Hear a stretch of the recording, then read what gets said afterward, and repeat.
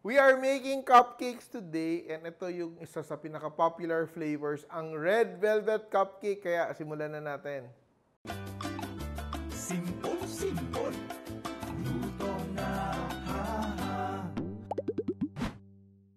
You will love this recipe dahil you don't need a mixer. You can do it with a wooden spoon or a whisk, no? Pero I will start off with mixing my dry ingredients. So ito siya, I have 2 cups of all-purpose flour. Yan. And very important to sift everything, ha? Yan. And I have also my cocoa powder. So I'm using 2 teaspoons of cocoa powder. Kasi yung red velvet is a mix of a little bit of cocoa powder to give it a deep red color and red food color. So ito, let's just start. I have here 1 teaspoon of baking soda and half a teaspoon of baking powder. And of course, we have to have salt for flavor. So I'm using half a teaspoon of salt. And I will just sift everything together. Ayan.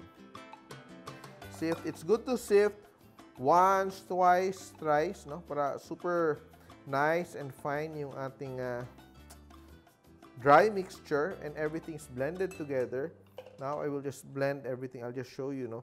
So, we want everything to come together into one mix, no? Even colored, tingnan natin. Yan, so ready na yung ating dry ingredients. So, set B tayo ang ating wet ingredients. In baking, sugar is also considered to be a wet ingredient. So, we're adding our sugar here because it dissolves easily. So, I have my sugar. I am using 1 cup of granulated sugar. And I will add 1/2 cup of Golden Fiesta palm oil. I'm using half a cup of Golden Fiesta palm oil to give it that nice moisture, no? So, yan, half a cup. Yan. And I will blend my oil and my butter together. Yan. Actually, you can just use a wooden spoon or a, or a whisk. And we will add our eggs one by one. So, I'm using 2 eggs. Yan. 1 egg first, followed by the next egg. Pero ito, meron akong milk. So, you can use condensed milk. You can use evaporated milk. But we will add a little bit of vinegar. This is 1 tablespoon of vinegar to make our sour cream. No? So, that will add flavor and richness to our recipe. So, just leave that there. Let it sit. And let's continue to combine and blend and beat our egg, sugar, and oil. Yan. What I want to happen here is I want my sugar to be dissolved. Dissolve lang natin yung ating sugar. I will add the other egg.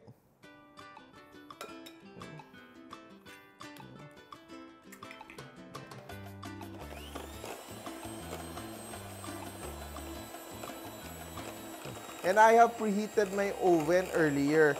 It's heated to 100 to 160 degrees Celsius or 320 degrees Fahrenheit. Yan. And to add our color, we will add 2 teaspoons of red food color. Ito yung magpapa-red velvet sa kanya. Yan. It's food color. Yan. Add our food color. So, I'm adding 1 tablespoon of food color, red food color, liquid ha. Pag gamit mo ay powder, you have to dilute it in water and measure out in liquid. Yan. Siya natin kuan. Beat natin, no? Ganda ng kulay. Yan. Yan, no? And now, I will add my vanilla. Yan. I will just use my spatula this time. Just blend it. Everything's there. Yan, no? So, that is our mixture. Look at that, no? Very nice color, very red. Yan. And we will combine our dry mixture and our wet mixture, which is our vinegar and milk. So, ito siya. Very easy to do. We will add 1/3 of our flour mixture. Yan, 1/3. Mix, mix, mix natin. We just want to wet it, no? Very important. Yan. As soon as our flour is moistened, hindi necessarily smooth na siya, ha? Basta mabasa lang siya. Yan. Yan. We can add now half of our milk mixture. Because of the vinegar, tingnan mo, nag-curdle siya ng konti, di ba? Yan, nag-curdle siya ng konti. And combine. Add another third of our dry mixture. Yan. Yan. Mix, mix, mix, mix, mix. Sobrang dali, no? Sobrang easy na recipe. And this is so moist, no? So moist. And very delicious. Yan. Now, we will add the entire half. And I will add the remaining dry ingredients. Yan. Blend lang natin. Easier to use a whisk. Yan. So, whisk na tayo. Yan. Don't overmix as long as makombine siya. Yan. And we're ready to bake. No? We will just clean up a little bit and we will portion our cupcake batter.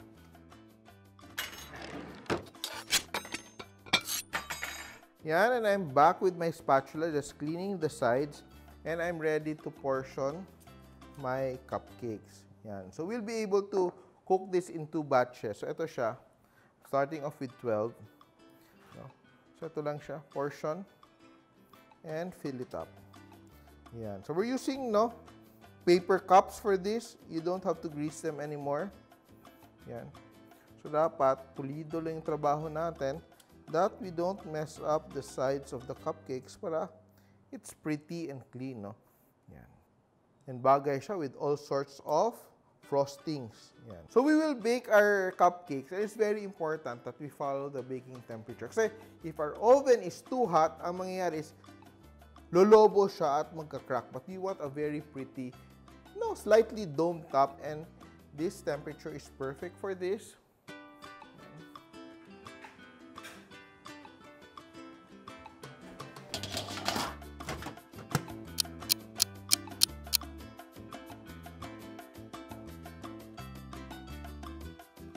And our red velvet cupcakes are done. And sobrang pretty niya. I will show you. And I like it to be a little bit moist in the center para, alam mo na, mas masarap siya. Yung cupcakes. Yan. And look at that, ha? Sobrang ganda ng ating cupcakes. Hindi siya nag-crack on top. Very nice color.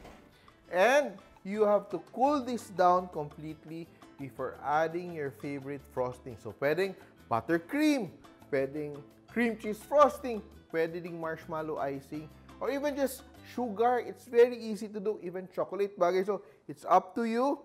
Pero titignan natin yung loob ng ating cupcake. Oh, it's so moist.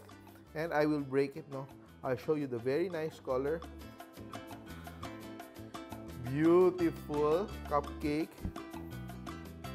Yan ang perfect cupcake. Yan. And sinadya ko talaga na not to bake this cupcake very sweet, but it's very moist and very tender. You will love it. And bake someone happy with this recipe. Red velvet cupcakes. Simple!